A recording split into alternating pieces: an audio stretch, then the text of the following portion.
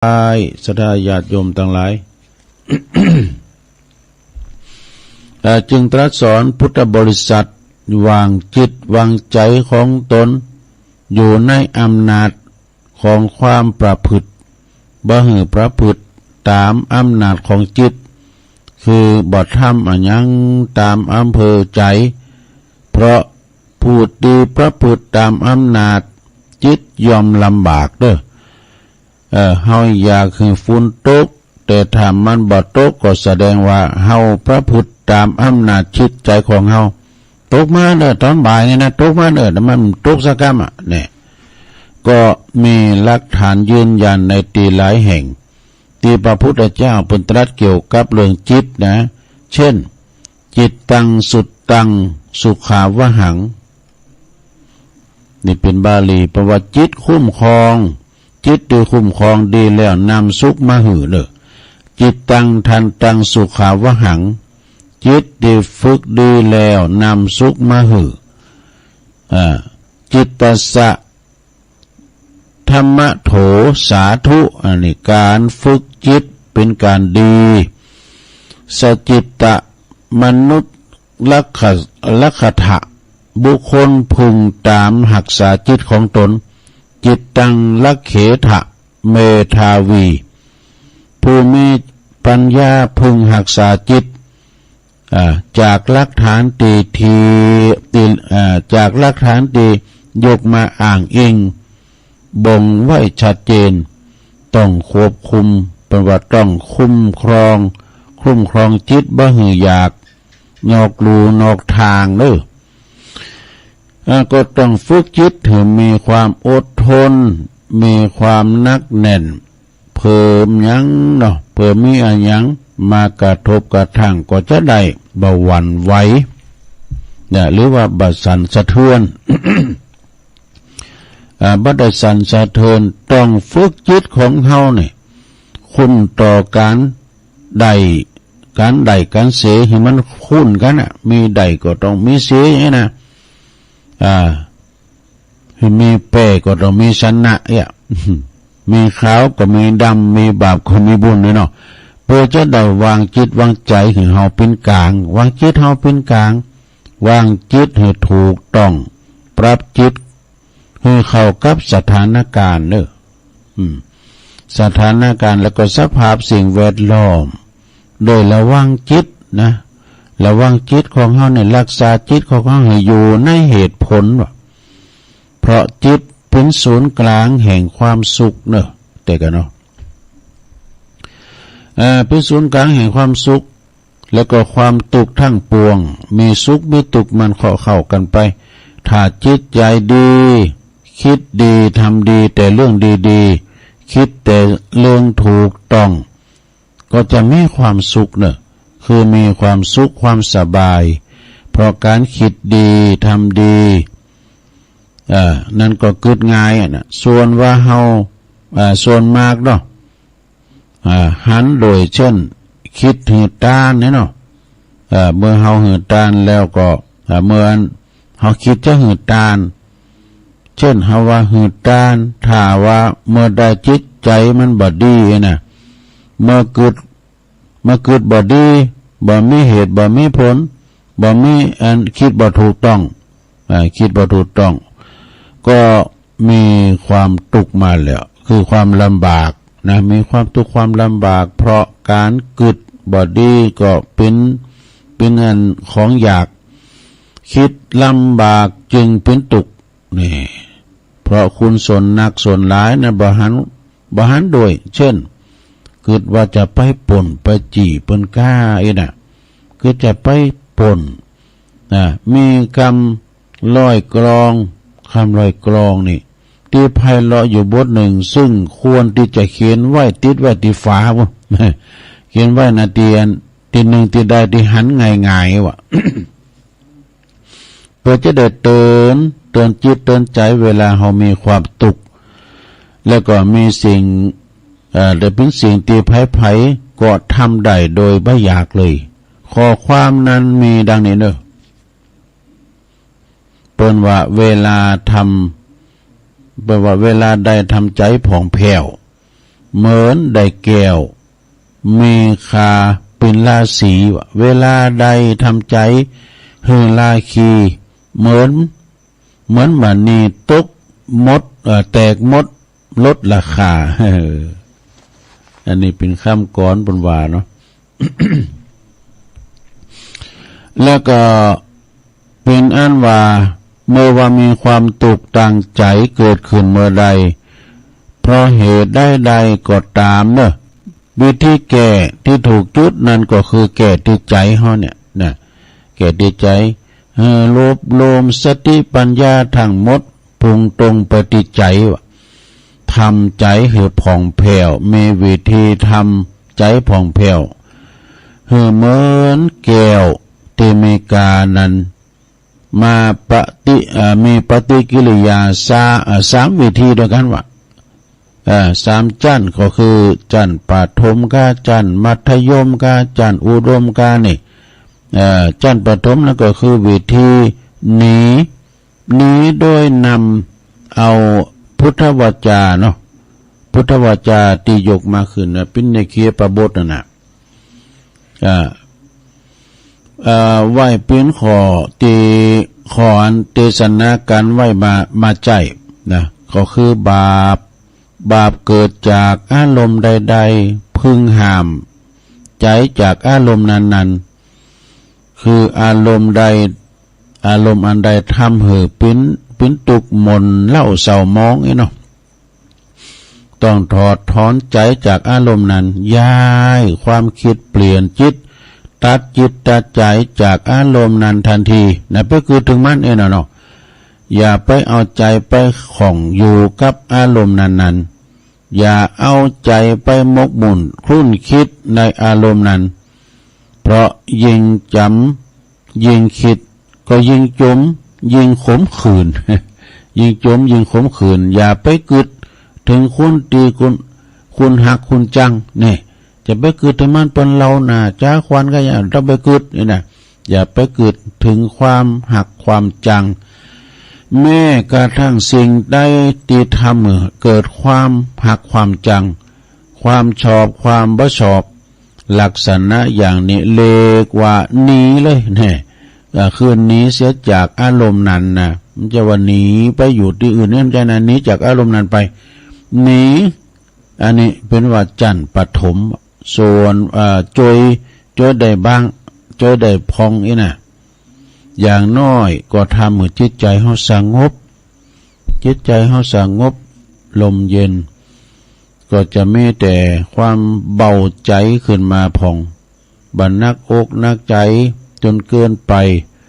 เมื่อถอดถอนใจจากใจออกจากอารมณ์นั้นแล้วก็เอาใจไปวางไว้ที่ไหนส่วนจั่นมัธยมเนี่ยมัธยมเนี่ยก็สูงขึ้นมาแถมนิดหน่อยหนึ่งท่านสอนถึงเอาใจไปวางไว้ในอารมณ์อันสบายนะลงเนอะคืออารมณ์ที่บ่ได้บ่เป็นปิดบ่เป็นภัยแก่จิตใจจะนึกถึงภัยก็ได้จะนึกถึงหยังก็ได้ถ้าจะนึกถึงบุคคลคนนั้นก็จะต้องมีคุณงามความดีหน่อยนะยกตัวอย่างมีคุณงามความดีอย่างยอดยิ่งยอดเยี่ยมบ่มีข้อบกพร่องบ่มีข้อหาตำหนิอันใดเลยนะยกตัวอย่างนึกถึงพระพุทธเจ้าเนาะนึกถึงพระคุณของตันโดยใคร่ครวญว่าถึงเรื่องปัญญาก็บ่มีไผในโลกนี้จะมีปัญญาเทียบเท่ากับพระพุทธเจ้าอีกแล้วไผจะฮู้อันยังคนพบอันยังก็บ่สำคัญเท่าพระพุทธเจ้าฮู้อริยสัจคนพระอริยสัจถึงความบริสุทธิ์บ่มีไผในโลกนี้จะมีจิตใจอันบริสุทธิ์เท่าพระพุทธเจ้าโดยโทไปนั้นก็มีความโลภความโกรธความหลงอยู่นะมีหักมีจังแต่พระพุทธเจ้านั้นบ่มีความโลภความหลงความโกรธนั่นอย่างแล้วบนว่าป้นไปทรงป้นจากความหัก ความจังทั้งหมดทั้งสิ้นคนส่วนมากเนี่ยจะหักก็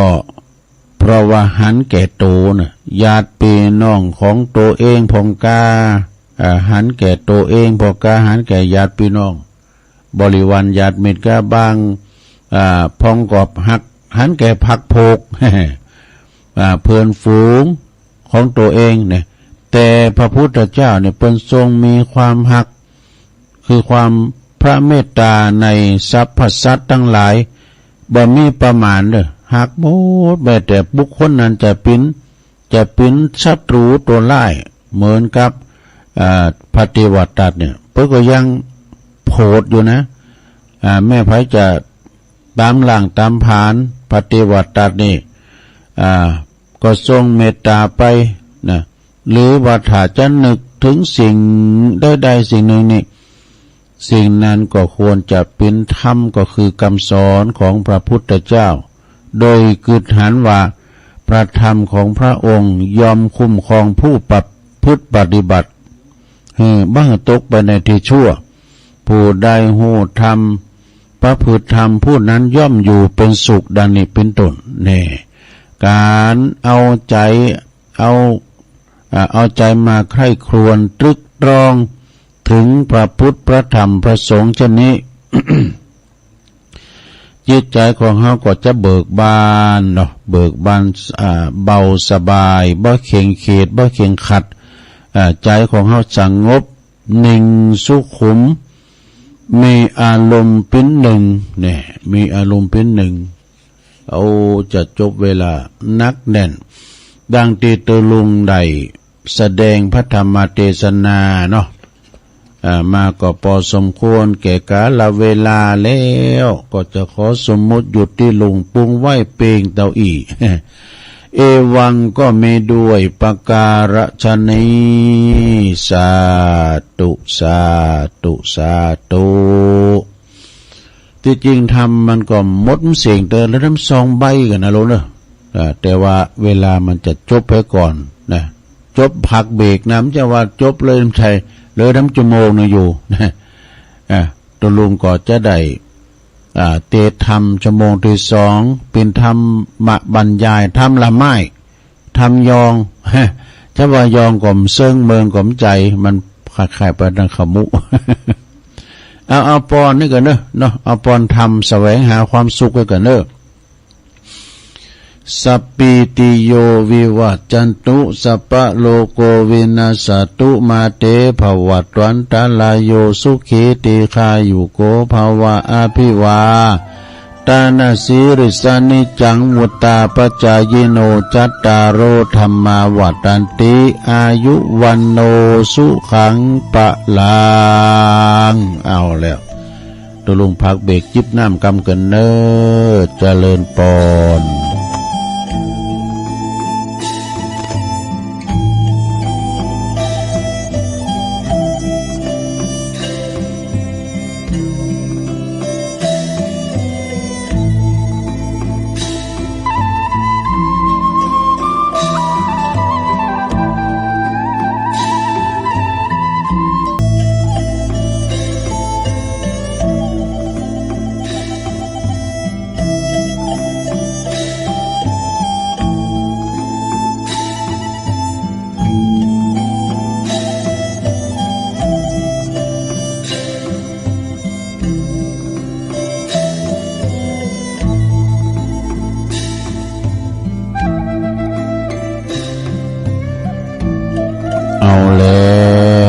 ศรัทธาญาติโยมทั้งหลาย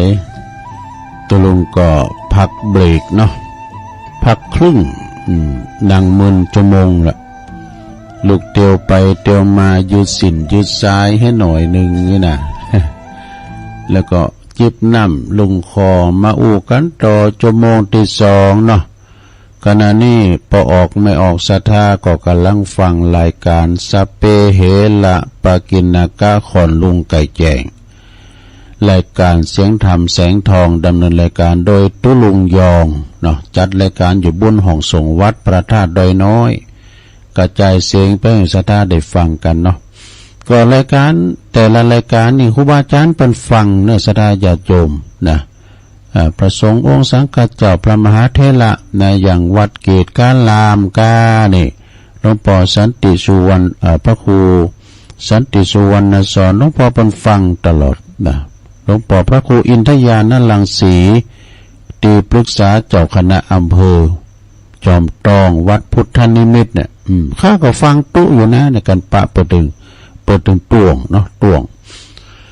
บ่ว่าจะเป็นไปตังปูนวัดศาลาตำบลน้ำแพร่ในเมตตาบารมีธรรมหลวงพ่อพระครูโชติสุวรรณสอนนะหลวงพ่อก็ฟังบางทีเปิดก็โทรมาหาตุลุงลังไม้พองปอบุญยงบุญเลิงเขาเนี่ย ดังบันศาลาปุ่นนะวันนั้นก็กายไปหากับยกมือไหวกูกล้ามาพระเจ้าหลวงวัดศาลานะวันนั้นไปประชุมการติดปุ่น ไปเตียนวัดมอนจอมผอกันกายไปถึงไหววัดไก่วัดทิมวัดฟ้าหลังในสำหายนี่โอ้ขอหลวงปอครูบาเจ้าปกปักรักษาเดินทางเขี่ยวขาปลอดภัยถึงว่าไปหมดก็ฟังกันไปเนาะสาธญาติโยมตุลงก็มีอย่างละเอาธรรมมาเทศนาให้ฟังแล้วก็เอาธรรมเอาข่าวสารงานบุญพร้อมก็ว่าข่าวสารงานบุญโอ้ตุลุงนั้นได้อยู่ได้ย่างแต่บัดใจเนอะมันจะว่ากล่าวงานใดก็ได้ไปงานนั้นบัดใจเพิ่นฝากกล่าวมานั่นก็ไปเป็นบ้างงานบ่ได้สะดาตุลุงผมจะลำจะได้ออกงานสักต่อใดกับเพิ่นนิมนต์มาก็ไปกะก็อันนั้นประกาศถึงเพิ่นบ่ได้จะว่าโรตุลุงนั้นได้อยู่ได้ย่างนะบัดใจเนาะก็ฟังกันไปเนาะสดาญาติโยมนะวันนี้เป็นวันศุกร์ต่อจากตุลุงจบไปแล้วก็ฟังท่านพระครูชลทานพิทักษ์ตุลุงแดงเนื้อวัดปุ้นแม่ห้องใครดอยสะเก็ดอันนี้เปิ้นเก่งเปิ้นได้เทศนาธรรมจบจากตุลุงแดงแล้วก็พระอาจารย์ไมตรีขเวสโกมโนลีเปิ้นก็อยู่วัดพระพุทธบาทตากผ้าเปิ้นก็จะได้แสดงมาออกรายการเนาะเอาละตูไปอู่ยาว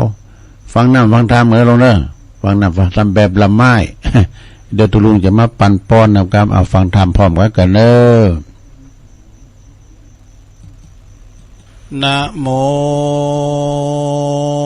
ตัสสะภะคะวะโตอะระหะโตสัมมาสัมพุทธัสสะเอวัมเมสุตังเอกังสมัยยังภังกวาสาวัติยังวิหาลันติเจตวันเน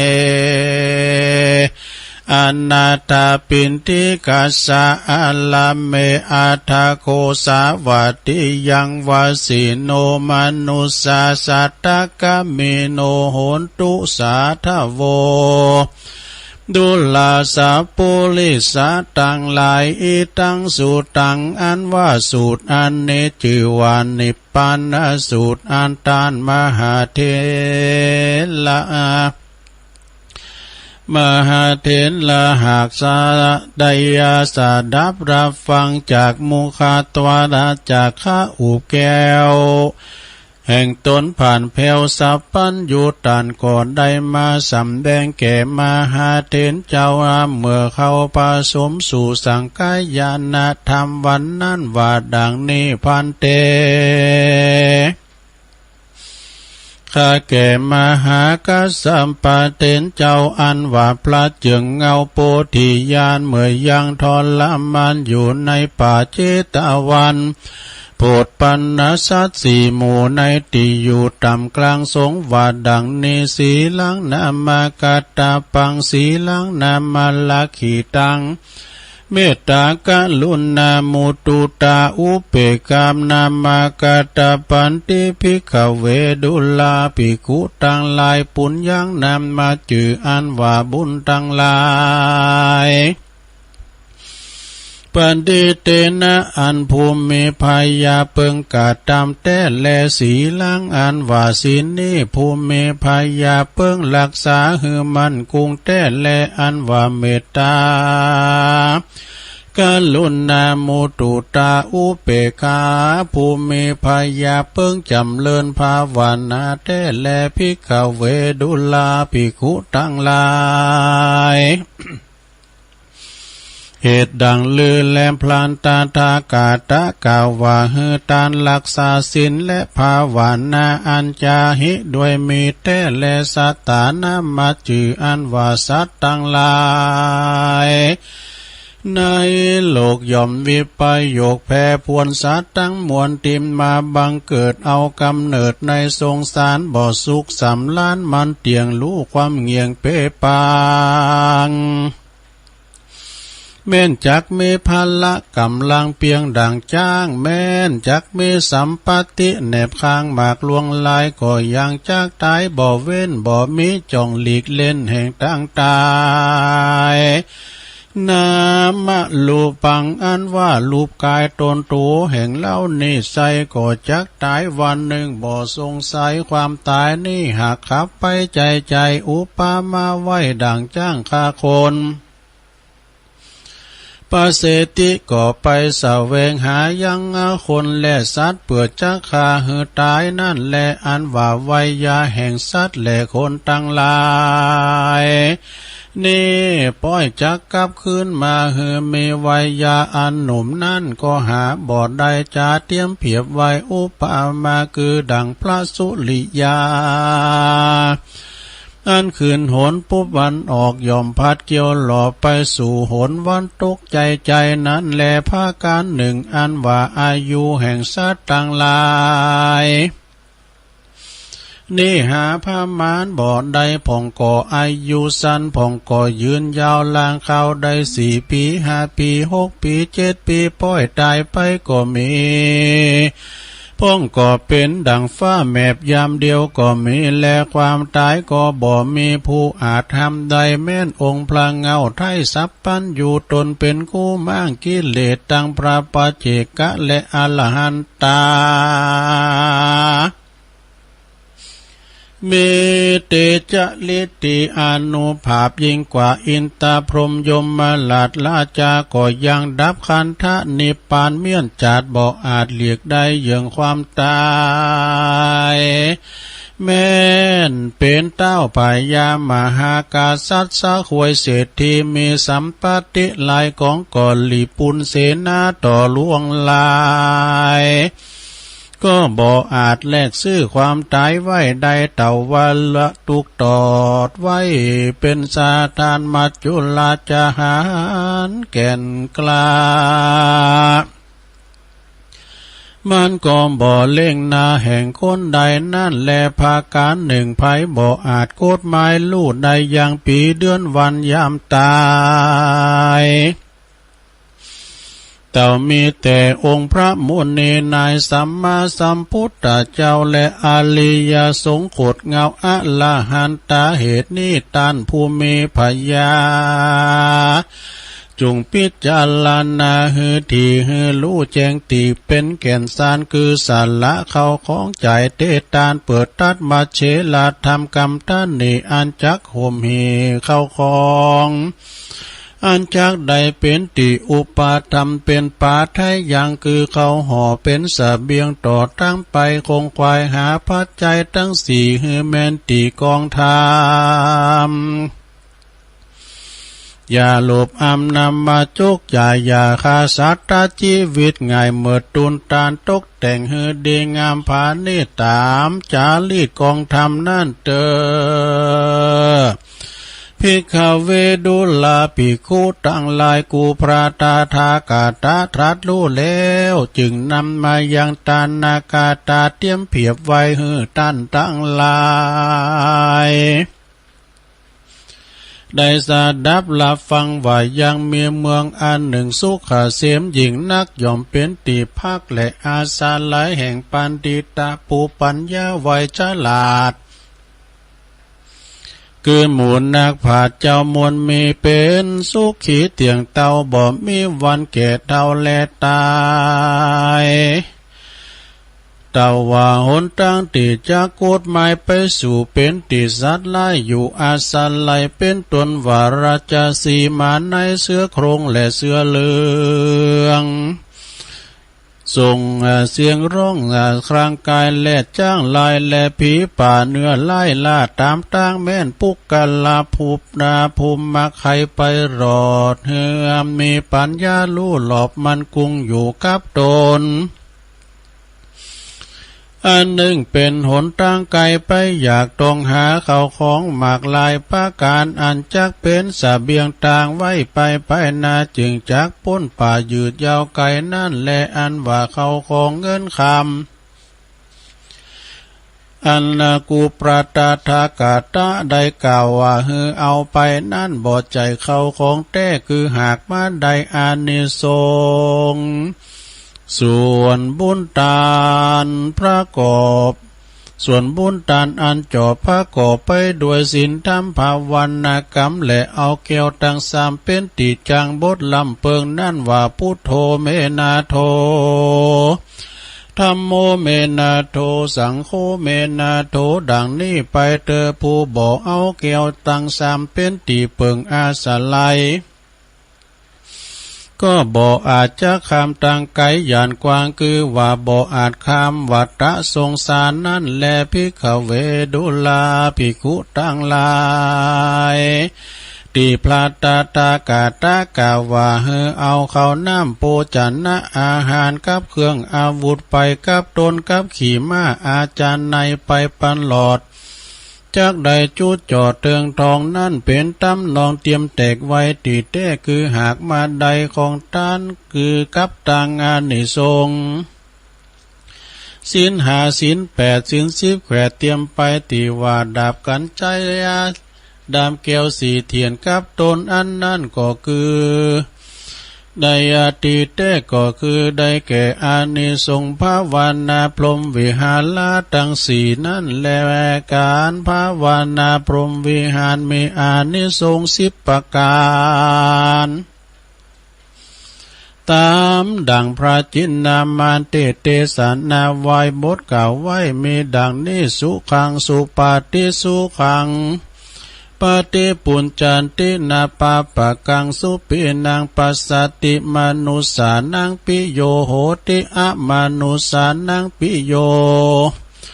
โหติเทวตาลาคันตินาสาอัคขิวาวิสังวากรรมติตุวุตรังจิตตังสมาธิญาติมุขวันโนวิมุขวันโนวิปัสสิตาติอาสะมุลละเหกาลังกาโลติอุตตาลิงอุปติวุจันโต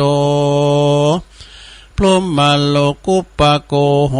ติกาถาอัฏฐกาถาอันนี้อานิสงส์ที่จะไขว่าปุกกะลาผู้ใดมาเอาเมตตาเป็นที่เปิงจำเลินธรรมจุคืนวันบ่ขาดยามลับก็เป็นสุขเลือลายตื่นขึ้นมาก็สบายจมจื่นบ่ฟันหันไล่หือตื่นตกใจแม่นไปตีต่างใดก็มีผู้หุมรักใครพุงผีปีศาจน้อยใหญ่ปียาแปลงเทวดาเตรียมแฝงวงแวดเฝ้าไฟยาปิดและหอกดาบนั่นเล่าบ่คาหือตาย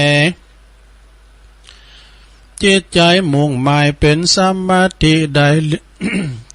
ได้เลี้ยวด่วนใบงานงาใบหน้างามแหลบล้วนผ่องผิวใสสติก็บ่ลงไหลเมื่อกาทำการละมอลานาดการสมปานอย่างบ่อาจเถิงมรรคผลผลย่อมมีจันพรหมเป็นที่ไปบ้างเกิดอันนี้ก็เป็นอานิสงส์อันล้ำเลิศแห่งเมตตาเอ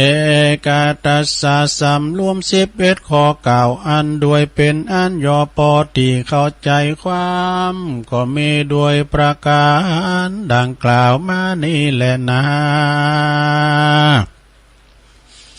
นิพพานาสูตังนิติตังขียะอันเก่ายังทำนิพพานาสูตรโดยอันแควบอันย่อก็บังโกมสมเรสเด็จเลี้ยวเท่านี้ก่อนแลสาธุสาธุสาธุเอาฟังธรรมจบลงไปศรัทธาญาติโยมทั้งหลายสุสังละปะเตปัญญังเนาะฟังไปก็รับไปเป็นมรดกธรรมปืนเมืองเนอเฮาธรรมนี้มีเจอวานิพพานสูตรเปิ้นก็เอาไว้เตสำหรับในงานข่าวดำกรรมสังกาเปิ้นก็อธิบายมันจะมีสองเศรษฐีเปิ้นตายไปนะละเข่าละของละลูกเต่าแต่ตัวลุงก็เตดว่าถึงปุญสกรรม เวลามันก็เลยเข้ามาเนาะก็จะมามาจากันไปแล้วก็จะมาประกาศข่าวสารงานบุญโตยเนาะศรัทธาญาติโยมเนื่องจากว่าวันนี้ก็เป็นวันนั้นเดินเก่าปิงเนอะเดินเก่าปิงทำกรรมก็เดิน10 ปิงปกติจะเข้าวัดสาเข้าวัดสาแล้วก็ยุดกึกกันน่ะเลยครูบาอาจารย์ประสงค์องค์สังฆเจ้าก็ได้อยู่ตามวัดตามวาบ่ได้ออกสัญจรโคจรไปต่างใดอยู่โปรดแผ่เมตตาศรัทธาญาติโยมอยู่ยุดอยู่ยั่งวัดวาอารามปฏิบัติปัดโปวัดวาอารามศึกษาหามเฮนตองบนโสดโยโกห้องไปเนาะเมื่อก่อนนี่ตุพะเปิ้นหลายวัดใดก็มีนักมีหลายเข้าปลาอาหารมันก็บัดเตียงเต่าเหมือนบัดเดียวเนาะก่อนนี้คุณเปิ้นขายข้าวสารนี่มันเคยมีเนาะเปิ้นก็เยนากันทางไปทางมันไปเยนาผาก็มีก่อนนี้มันจะวันศีลเนี่ยมันได้กินข้าวหนึ่งโลได้กินข้าวโหงเนาะการเป็นวันศีลก็ได้กินข้าวหนึ่งนี่นะสมัยเป็นละอ่อนแล้วนะเดี๋ยวนี้ก็โรคเข่าก็มีหลายเข่าก็แป้งเหมือนกันนะลูกนะเข่าก็ปูดก็แป้งเหมือนกันหาคุณทำให้ทำหน้านี่ยากเด้อสะดาเย็นน้ำก่อนนี่ละอ่อนก่อนนี่มันโหโดเลี้ยงโง่เลี้ยงควายแล้วก็พอเอาควายไปส่งหน้าเนาะเอาควายไปส่งคือว่าส่งควายส่งควายไปไถนาเหมือนกับเพลงดีลุงเปิดไปเพลงหยังสวรรค์ชาวนา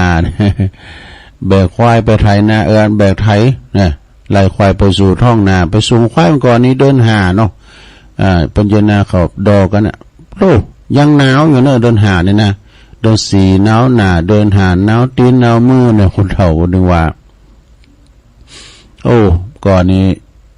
เป็นเยนากันเจ้าควายมากันเนี่ยนะว่าเป็น10 ตังค์20 ตังค์เปิดเอาตังค์ว่าดูเอาบุงอันน่ะ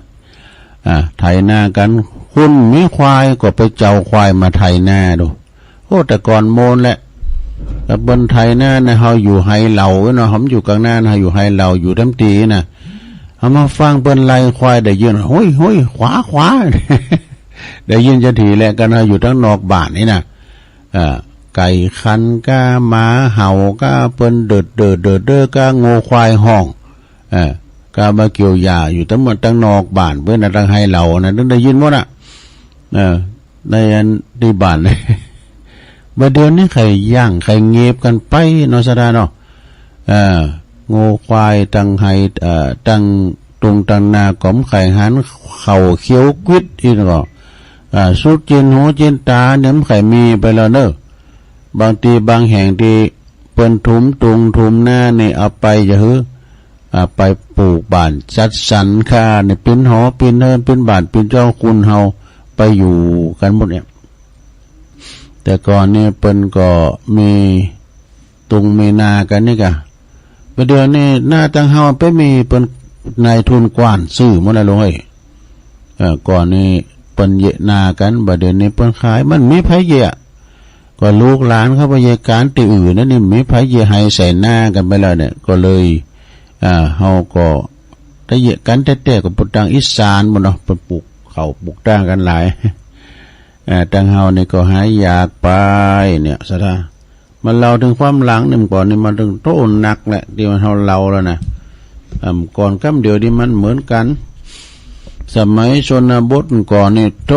เป็นโมนกันนะหาปูหาปลาพักไม่ใส่คือกันไปกลางตรงกลางหน้าก็มองเข้าไปเข้าห่างนี่ล่ะห่างไหนห่างหน้าใจห่างที่เป็นขายสรรพสินค้าจะไปหาปูหาปลาก็ไปตรงไปนาเอาพักแวนกาพักอีหินกันพักบุ่งกาเนี่ยมันพักละหนองมันมีหันหมดหรอเอาขอนี่นำโถมไม้เนาะกลมกึ่งกองเฟืองเอาแล้วเฟืองตังลุมเนาแล้วเฮ็ดเฟืองออกทำแล้วไปตามกองเฟืองนะเฮ็ดเฟืองออกทำแล้วอีหรอมันมีหลากหลาย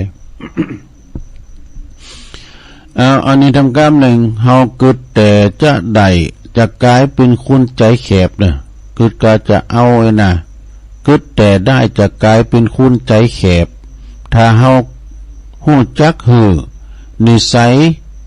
ก็เพราะว่าถ้าบ่ฮู้จักหือนิสัยเฮาก็เซลงไปเลยนี่บัณฑิตยอมสรรเสริญทานเลยการหือตาเนี่ยนะเอาของสังหือก็ตามเนี่ยเปิ้นอยากไล่เขียนใจมาใครอยากเนาะเอาหือเปิ้นน่ะเป็นบุญเนาะนักปราชญ์บัณฑิตเป็นว่าเพราะว่าเป็นการช่วยเหลือเกื้อกูลอุดหนุนจิตหือกว้างขวางไป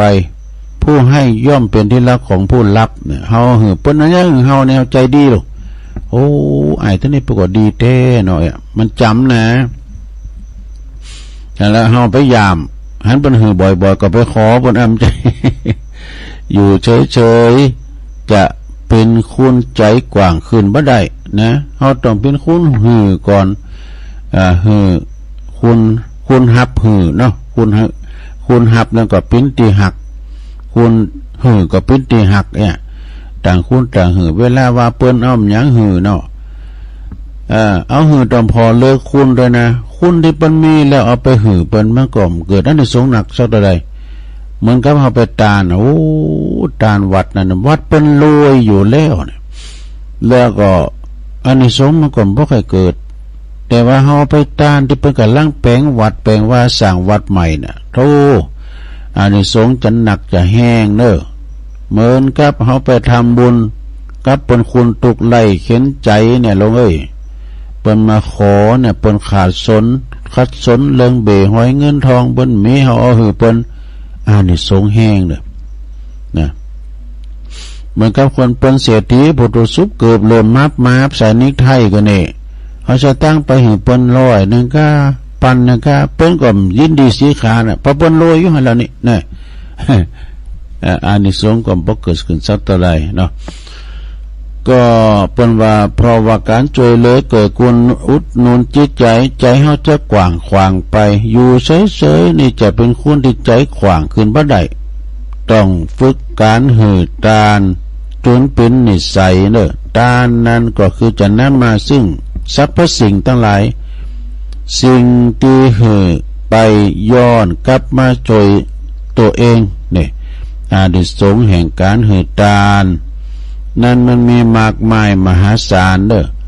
เป็นจุดเริ่มต้นของบารมีทั้งปวงนี่เป็นองค์ประกอบของมหาบุรุษทั้งหลายจิตใจกว้างขวางเพราะการให้ทานชีวิตเป็นสุขเพราะการเสียสละอันนี้ก็จบลงไปเนาะ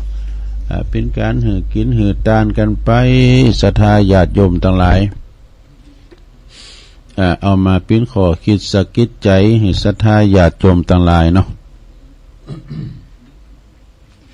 เอาละเนาะตอนนี้ไปตุลุงขอประกาศข่าวสารงานบุญในสักกรรมกันเน้อศรัทธาญาติโยมทั้งหลายเนาะก็วันนี้แล้วนะศรัทธาญาติโยมเปิ้นก็มีงานข่าวสารงานบุญนั่นก็คือวันนี้ก็วันเดินเก่าปิ้งก็หลายวัดหลายว่าเนาะตั้งดอยหล่อเฮานี่ก็มีกะว่าวัดหนองเหงวัดหนองเหงนี่ก็ตั้งอยู่ตำบลสันติสุขอำเภอดอยหล่อในเมตตาบารมีธรรม อาจารย์ท่านพระครูวรธรรมนาถสมศักดิ์อคธรรมโมเปิ้นก็มีการทรงน้ำพระธาตุประจำปีเนอะเปิ้นเอาเดินเก่าปิงนะเอาเดินเก่าปิงแล้ววันพุธนี้จะเป็นวันเสาร์วันพุธนี้ก็จะเป็นวันฉลองการ์ดต่างเจ้าคณะตำบลเปิ้นเนอะเปิ้นจะฉลองการ์ดต่างเจ้าคณะตำบลเปิ้น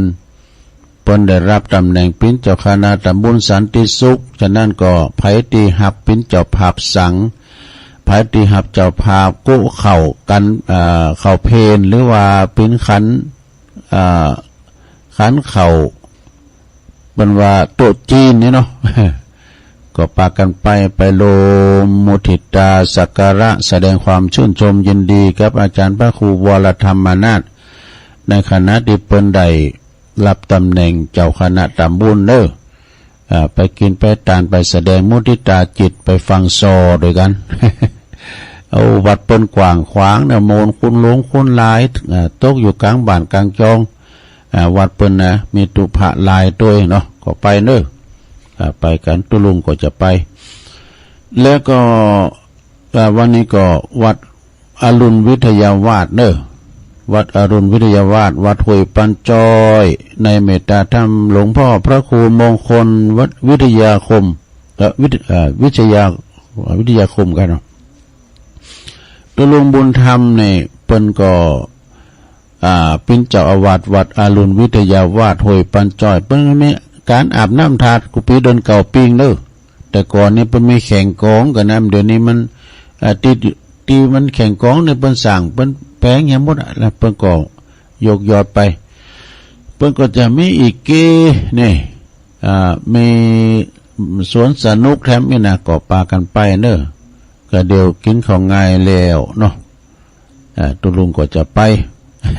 ไปกินไปตานโดยเปิ้นตุลุงธรรมก็บอกว่ามากุปีเด้อก็จะไปช่วยตุลุงธรรมตัวเนาะวัดมงคลวัดอันห้วยปันจ้อยวันนี้แล้วก็วัดหลวงบุญวัดพระธาตุเจ้าสลีจอมตองเป็นกูกันเมื่อนแล้วหรอกูกันเมื่อนว่าโอ้บันห้วยจอมตองมีแต่ไทยแล้วก็หลายตีโดย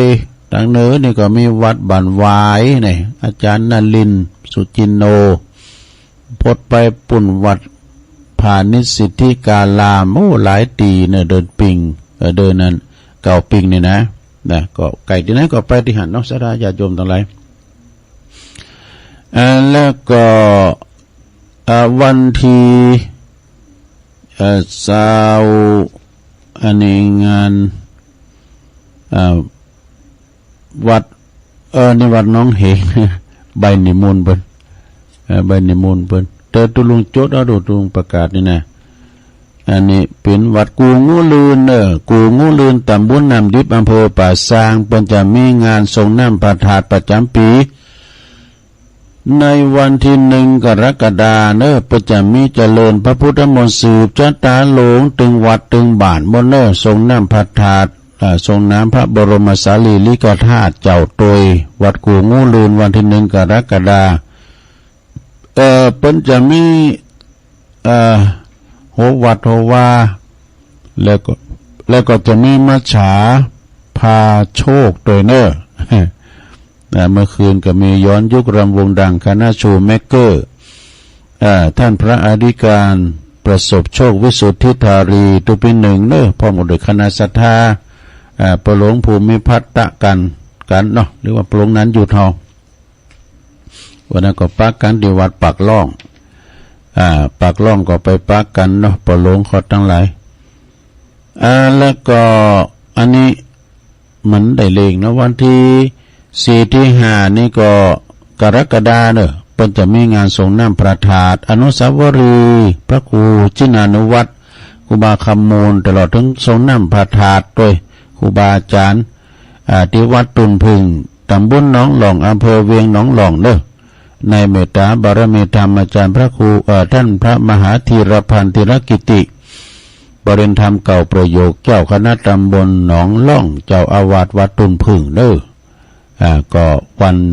เดินเก่าดับพอดีก็หาเนาะ ที่วัดตุนพึ่งเด้อที่สองเนี่ยมันจะหล่อเลนด้วยหล่อพระด้วยวันที่ห้าตะลุงก็ไปอยู่แล้วก็วันที่วันที่เลยไปได้ใน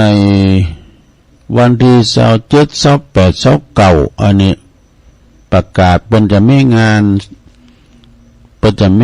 นั้นปุณเนอที่วัดแม่โป่งวัดแม่โป่งของตุอุ้ยนะหลวงพ่อบุญปันปุญญธรรมโมวัดแม่โป่งดอยสะเก็ดพุ่นน่ะ27 28ในปัจจตังธรรมหลวงเตธรรมมหาเวสสันดรจาดก13กันวะนะและวันที่29นี้เพิ่นจะมีการทรงน้ำพระธาตุประจำปีเนอะวัดแม่โป่งนาพระอยู่ละแวกไก่เคียงกับปากันไปเนอะสาระสลงทรงน้ำที่วัดตุอุ้ยเนอะวัดหลวงพ่อบุญปันปุญญธรรมโมที่วัดแม่โป่งดอยสะเก็ดแล้วก็งานจัดหลงยังมีอยู่เนอะเริ่มตั้งแต่วันที่25ถึง29 25 26 27 28 29 5 วัน5 คืนกันเนอะพร้อมถึงทรงน้ำพระธาตุประจำปีโดยที่วัดพระธาตุดอยหล่อวัดพระธาตุดอยหล่อตำบลดอยหล่ออำเภอดอยหล่อเนอะในเมตตาบารมีธรรมอาจารย์ท่านพระอธิการจิตอนาลโยมันจะมีปล่อยหลงมีมวย2 คืนกันนะดูพอลงแดงประเดี๋ยวไปจัดมวยนะแล้วก็มีย้อนยุกแถมหลายคืนมีอีเก้ตัวในสวนสนุกชุดใหญ่ ที่วัดพระธาตุดอยหล่อใกล้ๆกันเนี่ยตำบลเดียวกันเนี่ยลงเนาะอันนี้เป็นงานจะลองตัวเนาะแล้วก็มีหลายตีเนี่ยวันที่28 29เนี่ยนะทรงน้ำพระธาตุบ่ว่าจะเป็นวัดมอนวัดพนอนมอนจ้างนะพนอนมอนจ้างก็อยู่ตำบลมะกอกอำเภอป่าซางบ่มีกุปีเป็นมีแต่ไทยละเนิ่นนะมีแต่ไทยเมื่อละวัดน้ำบ่อหลวงวนาลามวัดน้ำบ่อหลวงก็ปุ้นตีอำเภอสันป่าตองกันเนาะตุลุงอินเนาะตุลุงอินไปบวชอยู่หันนะตุลุงอินเดินไปก็อยู่บ้านเราปะก้อยเนี่ยแล้วเพิ่นไปบวชอยู่ปุ่นหลายๆพรรษาละปักกันทำในงานต่างๆแล้วก็วัดหลวงสิตีด้วยเนอะในวันที่28 29นี่นะสินนาเนี่ยเพิ่นก็จะมีทรงน้ำพระธาตุวัดหลวงสิตีในเมตตาธรรมหลวงปอพระครูกัลยาณธรรมนิวิทย์ครูบาเสาคำเป็นพิเจ้าคณะตำบลตุยวัดหลวงสีเตี้ยแล้วก็วันที่29เหมือนกันนะเนาะ29เหมือนกันนี่เพิ่นก็จะมีการทำบุญทรงน้ำพระธาตุเหมือนกันกันเนาะที่วัดพระพุทธบาทอุดมนำบ่อสาวาเนอะทรงน้ำองค์พาลาพระเจ้าละแข่งทรงน้ำครูบาเจ้าศรีวิจัยโอ้งานนี้ก็ขอเชิญเนอะพระอยู่ละแวกไก่เคงวัดพระพุทธบาทอุดมนะวันที่28 29เหมือนกันเนอะนะในเมตตาบารมีธรรมหลวงพ่อพระครูสุจิตานุรักษ์ดรหลวงพ่อใหญ่ครูบาเจ้ายี่แก้วเนาะครูบายี่แก้วตะลุงก็ฟังรายการเปิ่นกูเจ้า7 โมงถึง 8 โมงถึงฟังก็เชิญกันได้เนอะศรัทธานะมึงฟังเนาะวันที่2ก็จะไปลืมเนอะวัดมงคลวลาลามล่องเคยกวาวตำบลหนองโยงอำเภอเวียงหนองล่องในเมตตาธรรมอาจารย์ท่านพระอาจารย์พระอธิการนครตุปีคอนเขาเพิ่นก็จะไม่งานทรงน้ำพระธาตุแล้วก็สมณะลูกเหมือนของครูบาเจ้าอุ่นเมืองคุเนสโกแล้วยกจอฟ้าเอกของวิหารด้วยเด้อยกจอฟ้าเอกวิหารด้วยในวันที่2 กรกฎาคมเด้อวัดมงคลวลาลามล่องเคอกวาวก็ไปรวมทำบุญกินต้านกันเด้อนะที่วัดล่องเคอกวาวทำงานหนึ่งดอกสราญาติโยมทั้งหลายวันที่19 กรกฎาคมเนี่ยเปิดจะมีการตอดผ้าป่าสามัคคีเปิดสมทบทุนในการเสียแปลงเสนาสนะไปในวัดแล้วก็เป็นการจัดเตรียมจะลองปล่อยหลวงในวัด สันเมืองเนอตำบลหนองหล่องอำเภอเวียงหนองล่องเพิ่นก็จะจัดเตรียมไว้เนาะแล้วก็ซ่อมแซมบูรณะปฏิสังขรณ์หลายอย่างในภายในวัดโคงแก้วอารามทั้ง3ของวัดสันเมืองในเมตตาธรรมเจ้าอาวาสแล้วก็พระอาจารย์เน้นหลักปัญโยนันท์นะเพิ่นก็มาออกรายการบางทีตุลุมได้มาเพิ่นก็มาเต้นตุลุงนะบ่มีปล่อยหลงปีหน้านะลงเด้อกาเกมไว้เป็นปีกันนะเพิ่นนิมนต์ตุลุงเป็นปีนิมนต์ข้ามปีกันเด้อ ปีแล้วมันได้ไปสักการมันติดอยู่เมืองลีอ่ะมาเต้นสักการวันที่31มีนาเนี่ยเป็นวันห่างวันดาตานโคตานนี่กะแล้วก็วันที่1เมษายนนะ68พุ่นนะเพิ่นก็จะมีการจะลองเด้อนะผ้าป่ากองละ10 บาทนะลงเด้อลุงก็จะไปเอาอยู่ผ้าป่านี่นะผ้าป่ากองละ10 บาท10กองก็100 บาทได้เนาะนะไปช่วยเน้นหลักพองเด้อสถาแล้วก็ใน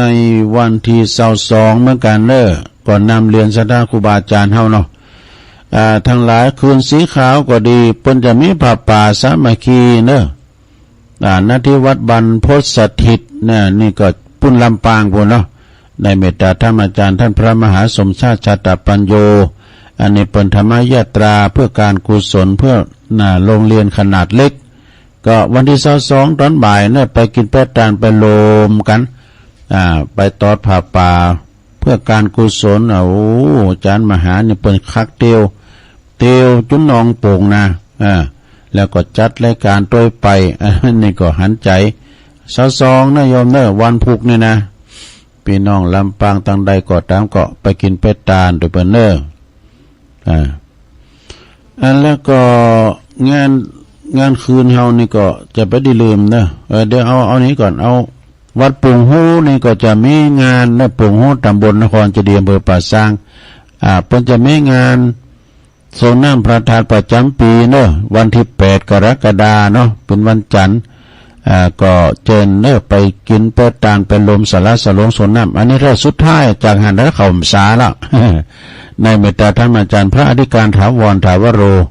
เพิ่นได้ฝากประกาศมาได้8 กรกฎาคมไปประกันที่วัดปุงรูตำบลนครเจดีย์อำเภอป่าซางไปฟังซอตลอดวันเนอะแล้วก็งานหลอดเต้นนี่งานหลอดเต้นก็ไปลืมเนอะ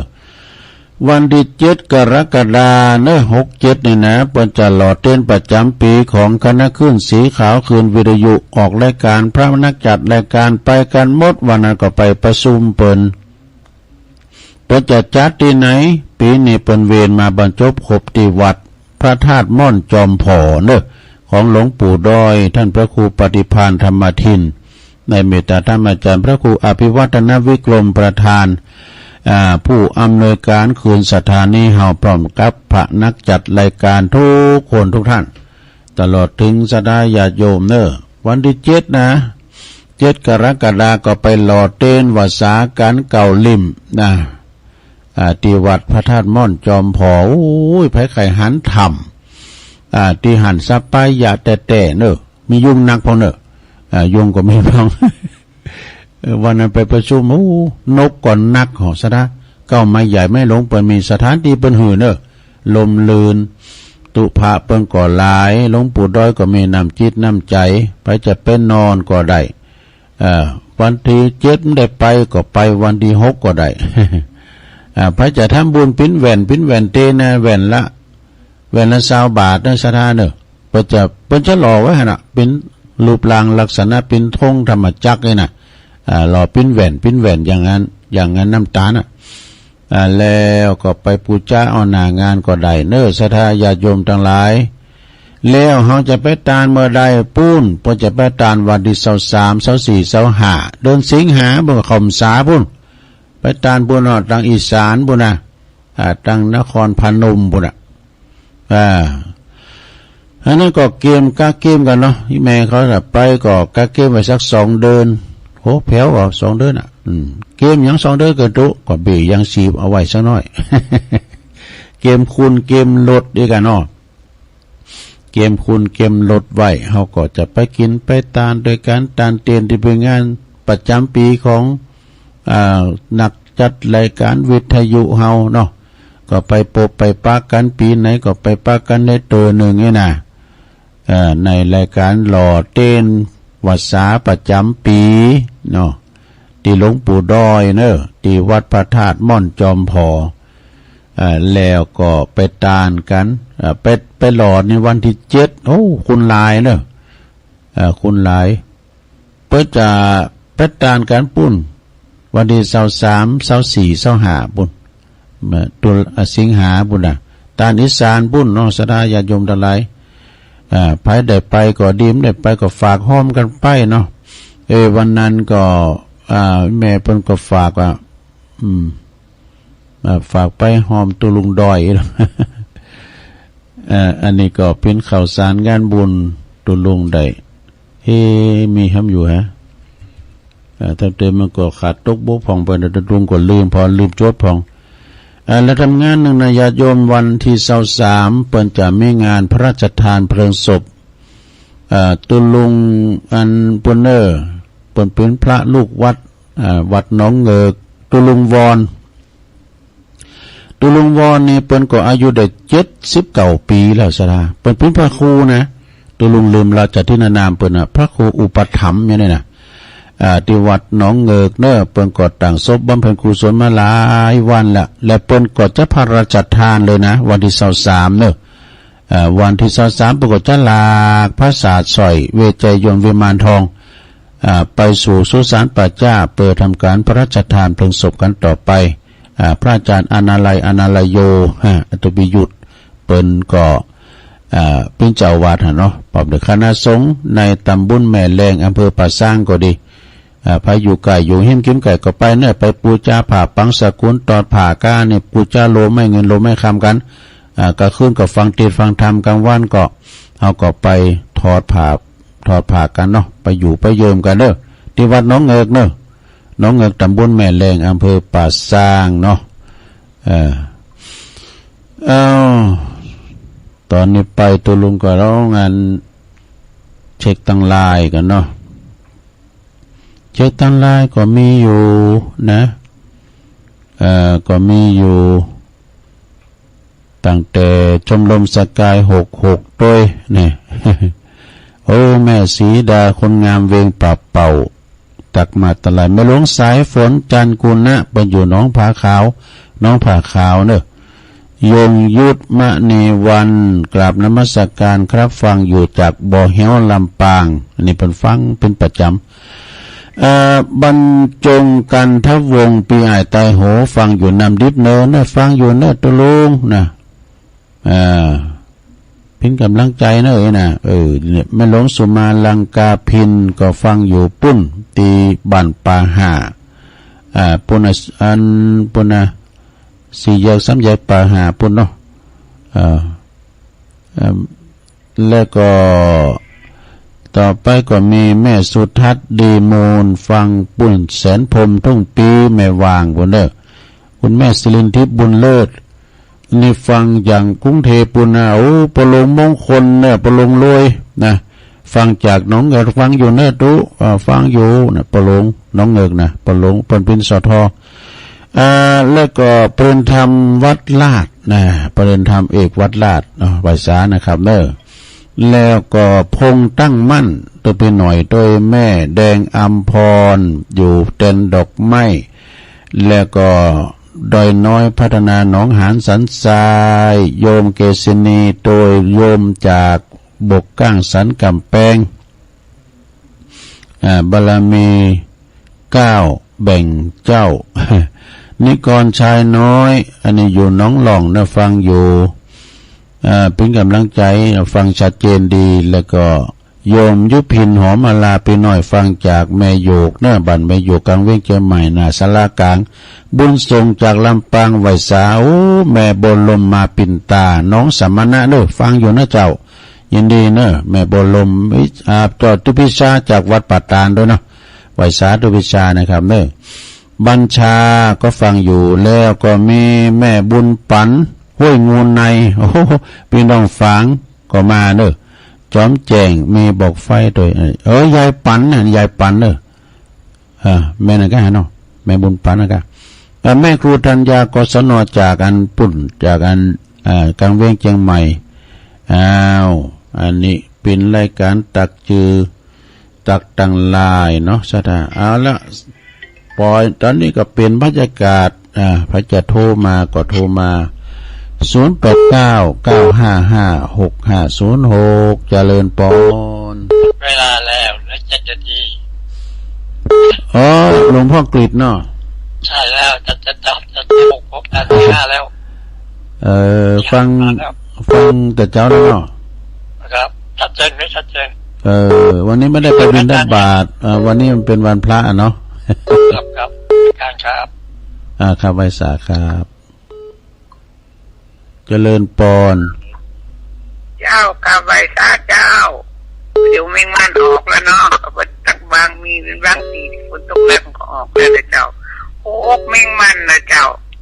โอ้อกแมงมันติดตันเต้นาอยู่พื้นพระสุธาอย่างนี้บ่ได้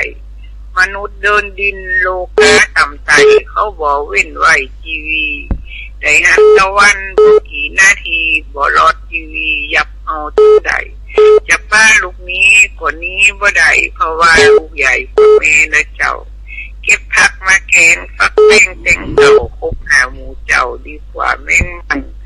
ออกผู้ยามคำยังบ่ตันหันว่าเสียงตะวันเป็นอย่างไรเจ้ากินผักกินปลาเอามากับเขาผ่านต้องแล้วเนาเหมือนกันกินอย่างลงไปหรือกินแม่งมันผ่านต้อง1 วันนะจ๊ะเนื้อเจ้ากำยองวันละกำนะเจ้ากำมักพืชพอนะเจ้าภาษาได้แปลว่าคิดดูนะเจ้าไว้สาเจ้าเจริญปอนจากไว้สาครับลุงโอ้เน้นรักนิมนต์เลยครับครับวันนี้ก็ได้ฟังธรรมเนาะฟังบรรยายตัวได้ฟังธรรมเทศตัวก็ม่วนอกม่วนใจนะครับเนาะได้ฟังธรรมแล้วก็ข่าวสารงานบุญก่อนหนักแน่นมาบ้านเนาะโอ้โหวันนี้ยอมรับเลยนะว่าข่าวสารงานบุญหนาแน่นขนาดครับถ้าหลวงจะไปทางใดก็สวัสดีครับและปลอดภัยนะครับโอ้ขอบคุณในหลักเด้อครับผมสาธุพ้องก็ว่าโอ้ตุลุงเนี่ยได้อยู่ได้ย่างข่าวของเพิ่นมาได้ไปก็มันกี่งานเก่าเจริญปอนภาษาเจ้าตุลุงฟังอยู่เนอะฟังดูจัดเจ้านะแม่น้อยมันไหลนะน้อยวันนี้รดน้ำถาดเจ้าโอ้เป็นดีแม่เด้อเจ้าวันผูกกัดตานพระหารเนาะได้ไปวันโหดสถิตกรรมยังเนาะเจ้างานนักเนาะตุลุงเนาะงานนี่นักเจริญปอนเจ้ากับไพศาลเนอะเจ้าตุลุงวันนี้ก็ไม่บุญถึงวันนั้นนะ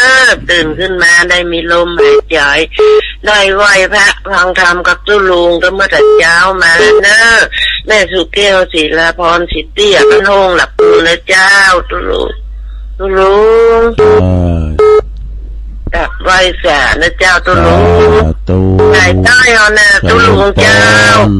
เพื่อนกันนักเป็นเจ้าเจ้าเจริญปอนกราบไหว้สากราบไหว้สานิมนต์เลยครับมาใส่บุญโอ้ยฟังธรรมฟังเทศน์สวดหน่อวันนี้ตักทายเห็นหน่อยวันนี้งานใหญ่เหมือนกันหน่อวันเดินเข้าเพลงนี่นะฝากไปตั้งพี่น้องบ้านในจ่องวัดมหาวนาพิมุขทุกคนทุกท่านเนอะวันนี้จึงได้ไปบ่ายเพราะวันนี้ไป3 วัด 3 เวลาโอ้ไปคอยได้ไปเจ้าคอยนะไปฟ้านะคือวันนี้ทนเดี๋ยวจับใครมาอยู่จะไปขอวัดตั้งแม่ละมาดคนนี้เอาตุเจ้ามาอยู่ด้วยนะที่เป็นพี่น้องปากยอสองวัดดงวันนี้1 วัดจอมแจ้ง2 วัดวันเกาะ3 วัดในจ่องหาวนาพิวัดเก่าวัดเดิมบอกไปยังแม่ประภัยยอดคำลือท่านนายกอาทิตย์ยอดคำลือแม่พิไลโยกคำจูและศรัทธาทุกคนทุกท่านที่ฟังอยู่ในขณะนี้ว่าวันนี้ตุลุงจะไปตอนบ่ายก่อนเนอะวันนี้ทางวันนี้3 วัดตุลุงที่ได้ไปนะบางวัดได้ไปแบบเที่ยวผมเคยไปแล้วลุงฟังเทศฟังสวดวันนี้วันพระเนาะโอ้โหละแต่เดี๋ยวก็ตีละคันแล้วข้าเห็นหน่อยโอ้ ดีอ่ะขอบคุณหลวงพ่อ หักษาลุงเนอะเอาเป็นใจเสียงสวรรค์ให้สถาได้ฟังเนาะครับสาธุบุญหักษาเนอะห้ำหน่อยอ่ะหลวงพ่อลุงเจริญปอนปอบูตันฟังอยู่เนาะชัดเจนเนาะกันนักลุงได้งานหนักกันหลายงานบุญกันนักเราดีนะอย่าไปได้ห้องอ้าวจบเวลาขอบคุณปอมันนั่งๆแล้วตันโอ้สาธุขอบคุณเนอโอ้ตุลุงจบเวลาพอดีเนอได้ฟังตุลุงแดงต่อเนอนำรายการจัดล่ามภูในยกวัดมาบ้านเหมือนเดิมเนอจัตตาโลธรรมาวัฏันติอายุวันโนสุขังปลัง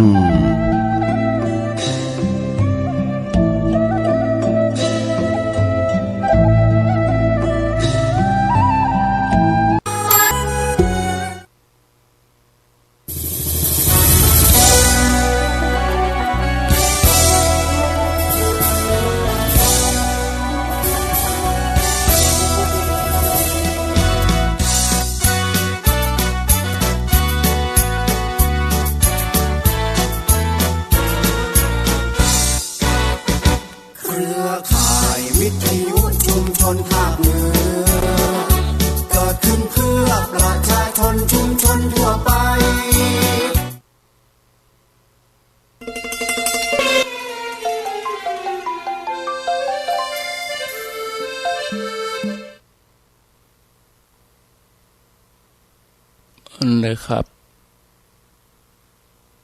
ขอแทบใต้ไหวสายังปุญญาปารมีธรรม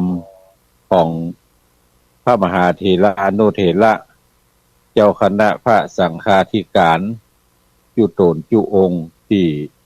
มีสมณะเมตตารับฟังรายการนี้อยู่ยังวัดยังวาขอความผาสุกในธรรมจุ่งมีแก่บรรดาพี่น้องศรัทธาตายกตาญิกาหนุ่มน้อยชายหญิงตั้งหลายที่ได้เปิดวิทยุรับฟังรายการนี่อยู่ยังบ้านยังจองวันนี้เฮาปะกันวันศุกร์ที่21มิถุนายน2567เดือนเก้าเหนือขึ้น15ค่ำก็ปะกันในวันนี้เป็นวันอุโปสถศีลเดือนเก้าเพ็งหลายวัดหลายวาก็จัดให้มีพิธีทำบุญประเพณีส่งน้ำพระธาตุเจดีย์ที่ได้ปกสร้างห้างแปลงเอาไว้สาไว้สักการะบูชาตามที่บรรพชนทั้งหลายได้คืดล่ำตำสร้างมาโดยตลอดทลัดทัดใกล้นี่ก็มีวัดดอยจอมแจ้งตำบลแม่โป่งอำเภอดอยสะเก็ดเมื่องายนี่ก็จะจัดให้มีการทำบุญประเพณีส่งน้ำพระธาตุมีมนต์หัววัดหัววามาเจริญพระพุทธมนต์มาร่วมทำบุญสุนทานให้มีเวลามีโอกาสก็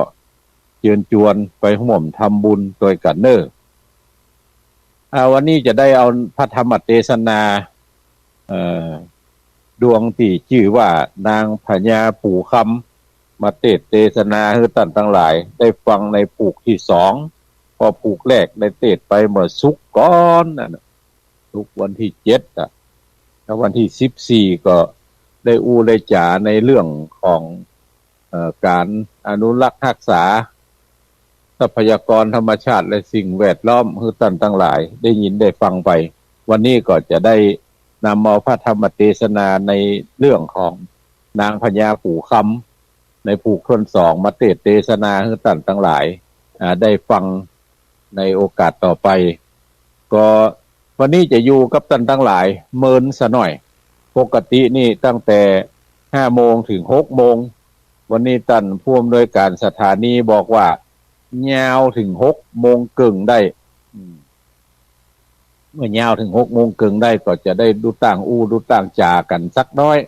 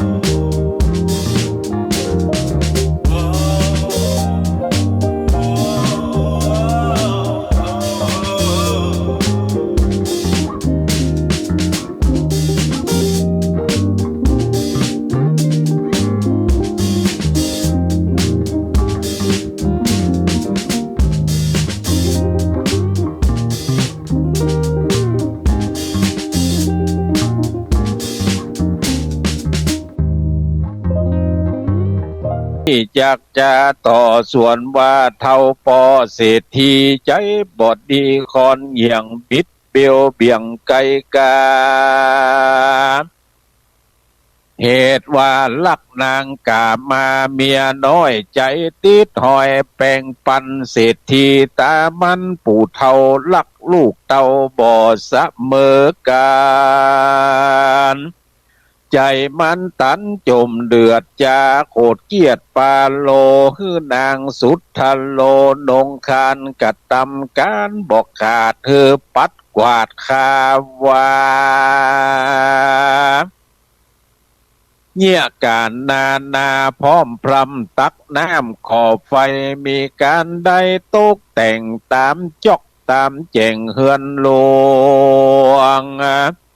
การตั้งปวงน้อยใหญ่เศรษฐีก็ใจโททำปอ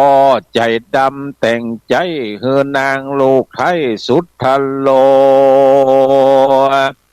เฮือแต่งตัวเร็วไวว่ามึงจุ้งไปเลี้ยงจ้างที่ป่ากวางดงไพรเตียวต่างไกบอกไก่กลางป่าไม้บัวคาม